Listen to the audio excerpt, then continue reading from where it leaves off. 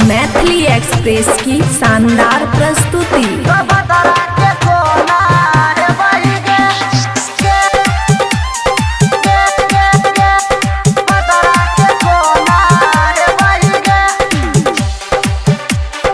खुशी recording studio बलुआहा।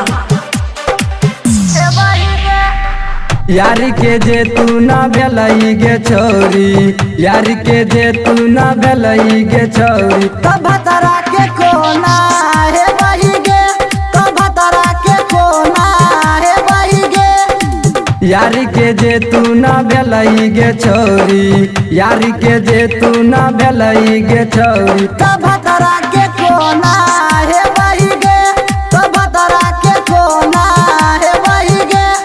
DJ Sumit Satish रेमा, Sumit Satish रेमा।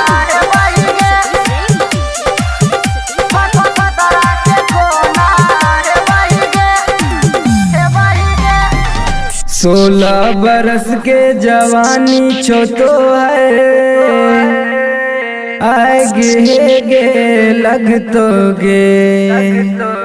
हमरा से प्यारी तू के लही गे छोरी, हमरा से प्यारी तू के लही गे छोरी, तो शादी दोसर से चलई गे, तैयारवा के कोना भूल लगे। मिक्स बाय ताज तन्हा। तब तरा के कोना है वही गे, खुशी रिकॉर्डिंग स्टूडियो बलुआहा। के कोना है वही गे। राइटर कुरबान ने कह तो तोरा, बिट्टू यादव के सराप पर तो गे।